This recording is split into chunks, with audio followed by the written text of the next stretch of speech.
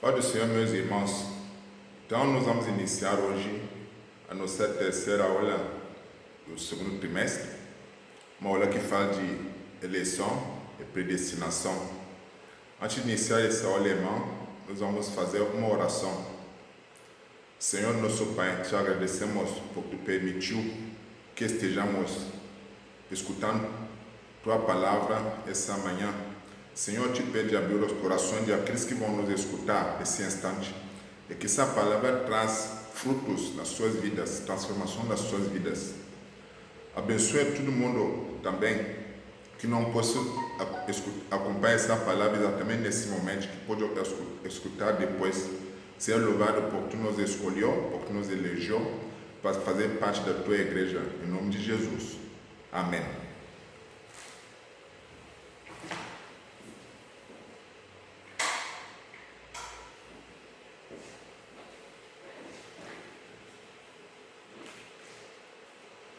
Então, irmãos, como eu já falei, nós vamos ver a nossa terceira lição, uma lição que fala de eleição e predestinação.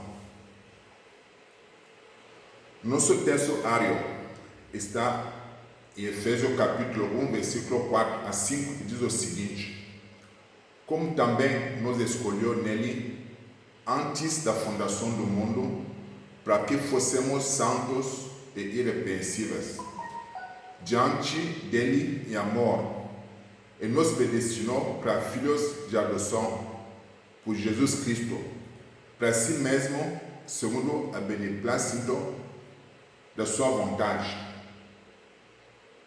A verdade prática diz o seguinte: segundo a sua presciência, Deus elegeu e predestinou para a salvação o que creriam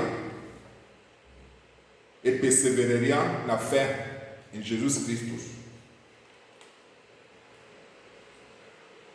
A leitura bíblica em classe, irmãos, está em Efésios capítulo 1, versículo 4 a 12.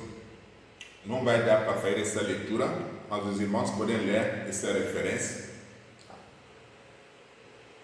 O objetivo da nossa lição é informar que Deus soube de antemão, por meio da sua presciência, quais pessoas creriam e que em Cristo seriam predestinadas a receber bênçãos espirituais. E nós temos três objetivos específicos. O primeiro, esclarecer a diferença bíblica entre eleição e predestinação. Explicar, o segundo objetivo, como ocorreu a eleição divina desde antes da fundação do mundo. E terceiro objetivo é constatar que a predestinação bíblica retrata as bênçãos concedidas aos eleitos. Irmãos, os escolhidos por Deus são eleitos para a vida santa e irrepreensível. Porque Deus é santo, Ele não admite impureza. Então, eleitos são pessoas que levam uma vida santa e irrepreensível. Eleição divina, segundo o apóstolo Paulo, menciona três aspectos. Ele menciona que essa eleição é cristocêntrica, porque quem é eleito é escolhido em Jesus Cristo. A eleição se torna cristocêntrica. Outro aspecto que o apóstolo Paulo levanta é que essa eleição foi feita antes da fundação do mundo. E finalmente, a finalidade dessa eleição é para que quem for escolhido, o eleito, seja santo e irrepreensível. Esteja santo e irrepreensível. Existem algumas condições para sermos eleitos. Normalmente, quando se faz uma campanha eleitoral, existem condições a serem preenchidas antes de se tornar candidato. Existe ainda um esforço muito grande para ser eleito. Só que a condição para a eleição divina é diferente. ela é oferecida a todos. De acordo com João capítulo 3, versículo 16, diz o seguinte: a eleição para a salvação em Cristo é oferecida a todos. E se torna uma realidade para cada pessoa de acordo com seu prévio arrependimento e fé. Esse meu não é meritório e ninguém pode cumpri-lo sem a graça de Deus. Então não é pelo nosso próprio esforço, não é pela obrigação que Deus nos elegeu ou nos escolheu, ou então destinou o homem para a salvação. De modo que nós fomos eleitos por iniciativa divina, por causa da graciosa obra de Jesus Cristo, e não pelas nossas obras. Então não importa o que nós fizemos, com o bem, se não temos ligação com Jesus, né? A nossa salvação está questionada. Então depende da obra graciosa de Cristo que fez para resgatar as pessoas, né? Que nós fomos eleitos, que nós somos eleitos. Os escolhidos de Deus têm que ter uma vida santa e irrepreensível. A finalidade específica da eleição é sermos santos e irrepreensíveis. Então nós temos algumas definições ali da palavra santo e irrepreensível. De acordo com o vocabulário grego, o ágios quer dizer santo, quer dizer separado do pecado. Isso em nenhum momento não quer dizer que não vamos viver perto do pecado. Isso quer dizer que o Espírito Santo nos capacita a identificar que estamos prestes a ser tentados, estamos prestes a cair, portanto, nos avisa para tomar outras providências, né? Para ficar longe do pecado. Isso é uma vida santa, ficar permanentemente fora do alcance do pecado, longe do pecado, pela orientação do Espírito Santo. O adjetivo grego amamos significa irrepreensível, expressa algo sem defeito, ou inculpável. Quando os irmãos fazem uma viagem para outro município, para outra cidade, seja para um tempo ser definitivo, vocês vão levar uma carta de recomendação da sua igreja. Quando eu cheguei aqui no Brasil, pus minha carta de recomendação, escrita em 90. Essa carta, ela diz como que é minha vida em relação à igreja, de onde eu vim. E recomenda que eu possa integrar a igreja de acolhimento sem nenhuma preocupação. Sem nenhuma preocupação. Ou seja, quando eu chego na igreja que me acolha, eu vou comunicar, vou entrar em comunhão com a igreja, né? Vou participar da ceia, vou participar das orações, eu posso assumir também outros cargos, posso servir a Deus na igreja. Uma carta de recomendação que diz assim, ó, esse irmão tem uma vida duvidosa, recomendamos não confiar alguns cargos para eles, tipo não cuidar das finanças da igreja. Não é uma carta agradável, uma carta que questiona meu comportamento. A primeira carta que recomenda que eu sou um membro do corpo de Cristo em comunhão com a igreja, sim. Uma carta que não me repreende. Então, uma vida santa, uma vida irrepreensível, nenhuma mancha pode ser identificada. Apóstolo Paulo, ele faz uma exortação à igreja de Efésio para lembrar que a vida dos santos, na vida dos santos, tem que esquecer a velha conduta. A velha conduta que ele menciona em Efésios 4, do versículo 22 a 30, que é uma vida de mentira, uma vida de furtos, uma vida de palavra tropeça, uma vida de amargura, uma vida de íria. São coisas que existiam em Efésio. Então, o apóstolo Paulo fazia questão de exortar O Espírito Santo tocou nele para que ele relembra para os membros da igreja de Efésio que, para os eleitos, essas coisas têm que ser abandonadas. E faz aí uma advertência no capítulo 5. A respeito da fornicação, a impureza pela idolatria, a avareza, a embriaguez, que são más que predominavam Efésio e sua igreja.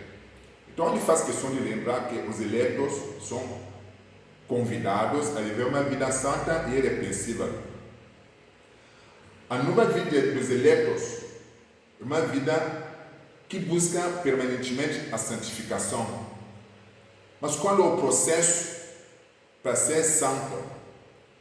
Para ser santo, precisamos primeiro reconhecer Deus. Porque a finalidade da igreja eleita é uma igreja sem ruga, uma igreja santa e irrepreensível, uma igreja capacitada pelo Espírito Santo para viver o estilo de vida dos eleitos. Então, ela tem que acolher as pessoas que passaram pela regeneração. A regeneração é quando a pessoa aceita Jesus Cristo como seu Salvador. Ele vai passar pelo processo de regeneração. A regeneração que é uma experiência de recebimento da nova vida. O nascer de novo, de acordo com João 3, versículo 3, nascer nas águas e do Espírito Santo, ser criado em Jesus. Então, no processo de regeneração, nós vamos nos arrependermos, nós vamos nos convertermos e nós vamos receber o perdão. O arrependimento expressa a grande transformação no interior do homem, gerando remorso e tristeza pelo mal que praticou. Isso é o arrependimento. Depois do arrependimento, nós precisamos nos converter. A conversão seria uma nova posição diante de Deus, diante dos homens. As pessoas não podem mais identificar em mim a vida anterior, precisam ver em mim uma pessoa transformada. Depois disso, então, eu sou perdoado. E nesse mesmo processo, Deus nos justifica. A justificação é um ato da graça de Deus, pelo qual Ele imputa à pessoa que crê em Jesus a justiça de Cristo. Ou seja, Deus me considera justo se eu me arrependi, se eu me converti. Ele esquece tudo que eu cometi. Mesmo se eu tenho que prestar conta diante dos homens, pode estar na cadeia por um mal que eu cometi, mas diante de Deus eu sou justificado. E só depois da justificação, então, que nós vamos entrar no processo da santificação. A santificação é um processo contínuo até a glorificação final de Cristo. Então, enquanto a gente estiver nesse mundo, estaremos buscando sempre a santificação. Porque de vez em quando podemos tropeçar, podemos cair na armadilha do diabo. Temos que buscar a regeneração, temos que buscar o perdão do nosso pecado, buscar a nova justificação e sermos santos. Trata-se, portanto, de um processo contínuo de santificação até a glorificação final do dia de Cristo. Existem pessoas que chegam no processo de santificação, depois adormecem, se distanciam e voltam na vida anterior de mentira, de fornicação, de furto. Isso não é recomendado. A predestinação, irmão, ela traz para nós algumas recompensas. Os predestinados são filhos de adoção.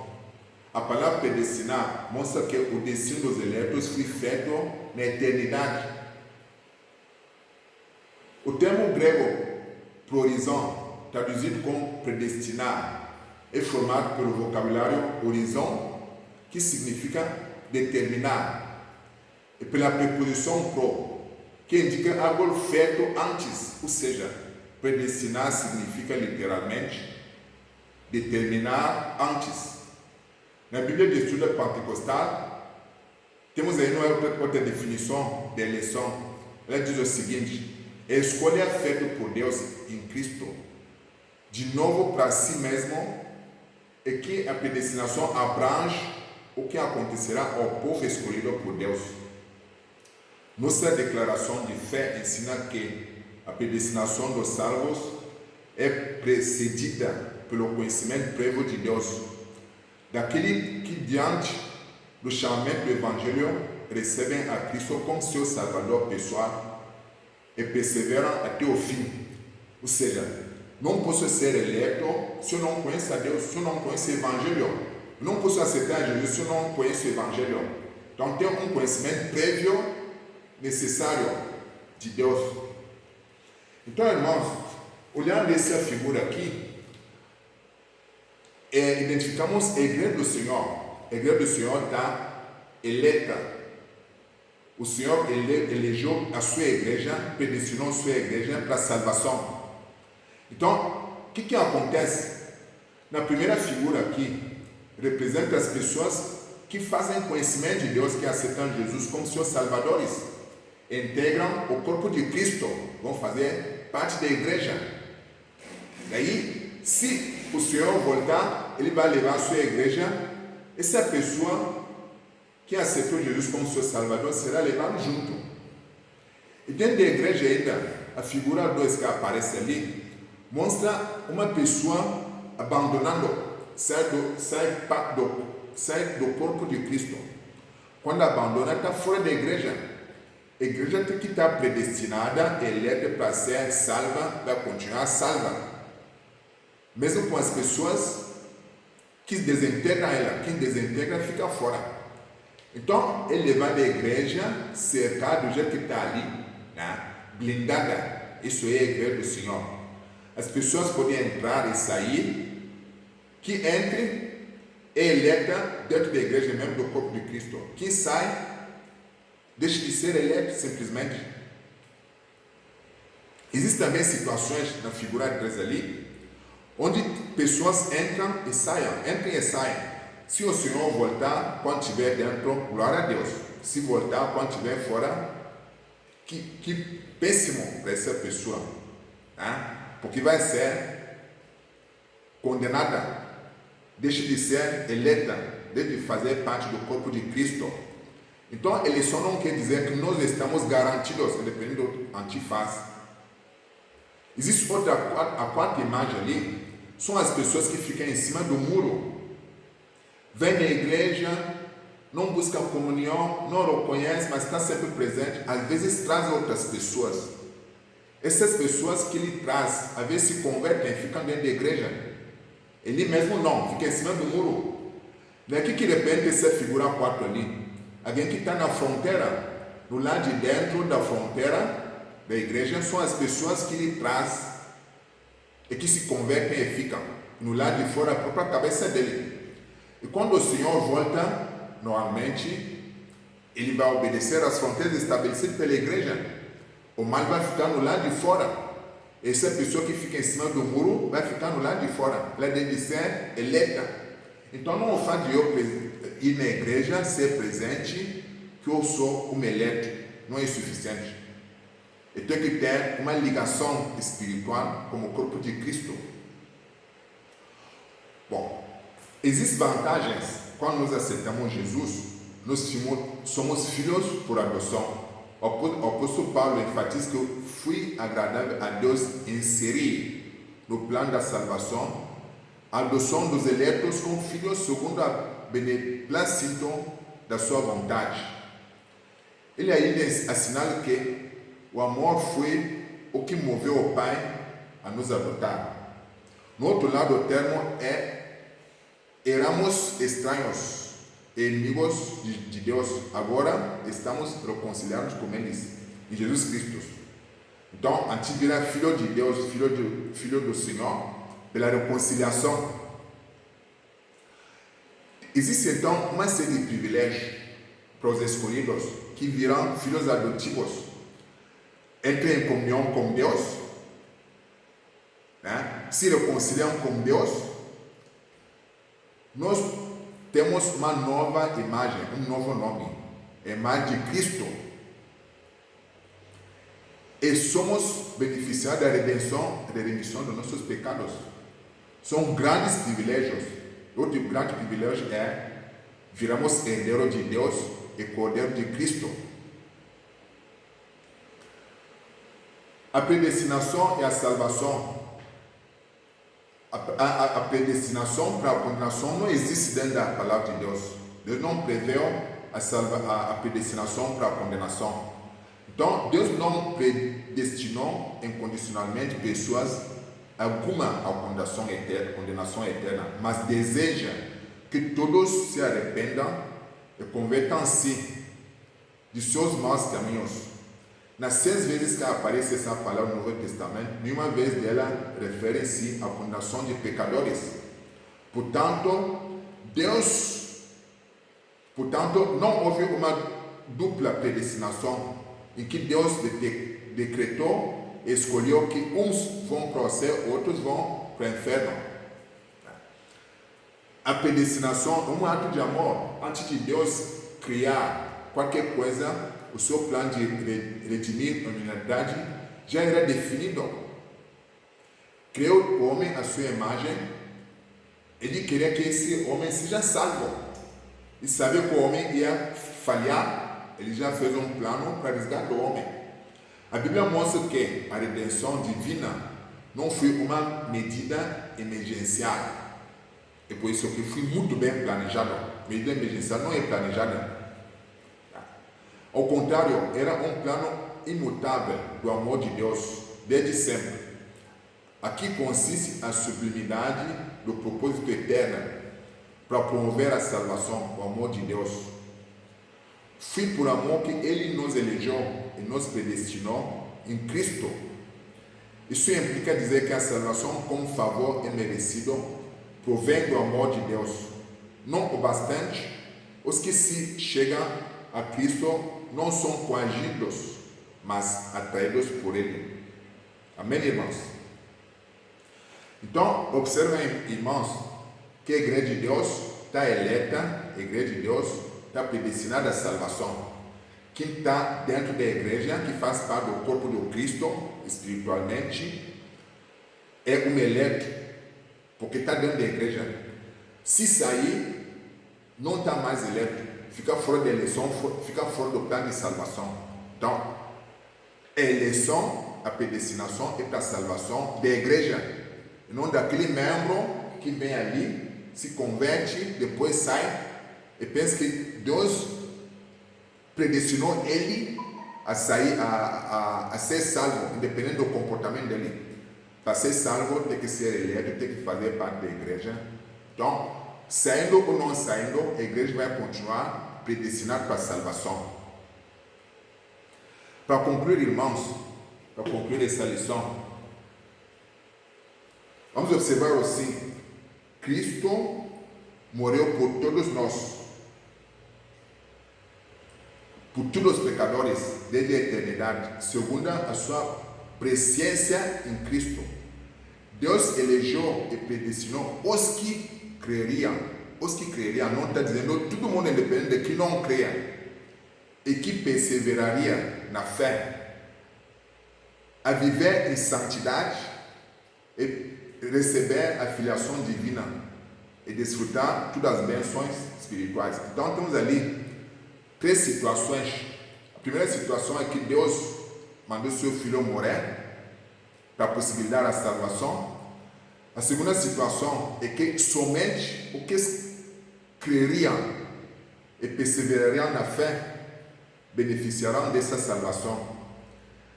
Não somente isso, eles deveriam também viver dentro da santidade. E a terceira coisa é que existem benefícios dos afiliados, né? Eles vão desfrutar de todas as bênçãos espirituais. Então, irmão, quando a gente está falando disso, eleição, predestinação, o que cabe a nós fazer nesse instante?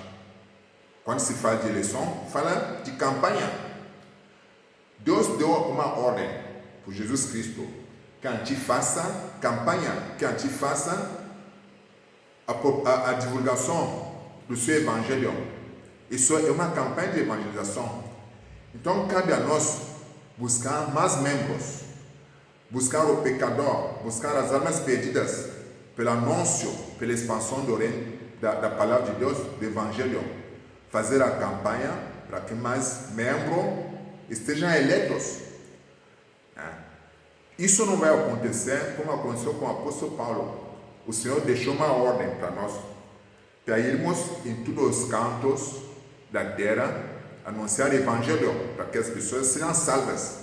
Então temos que fazer a campanha para que as pessoas sejam salvas, para que essas pessoas integrem a igreja que está destinada a ser salva, a igreja que está eleita a ser salva. Então a salvação é reservada para a igreja. A salvação é reservada para a igreja. Seus membros, as pessoas que que são membros da igreja. Membro da igreja quer dizer aceitar Jesus como Salvador e viver a comunhão com Ele e como igreja, comunhão com Jesus Cristo e a vida sem pecado, a vida de santidade, a vida de justificado. Isso que significa fazer parte do corpo de Cristo, fazer parte da igreja. Estando dentro da igreja, eu sou predestinado à salvação. Estando fora da igreja, meu destino é o fogo eterno. Então, é assim que termina nossa aula, irmão. Eu vou concluir fazendo uma oração para nós. Senhor, nosso Pai, te agradecemos infinitamente por esse momento que permitiu que a gente possa fazer essa gravação. Senhor, eu queria que o essencial atinge os corações daqueles que escutaram, dos nossos irmãos, queridos irmãos, que estão em situação de confinamento nesse instante.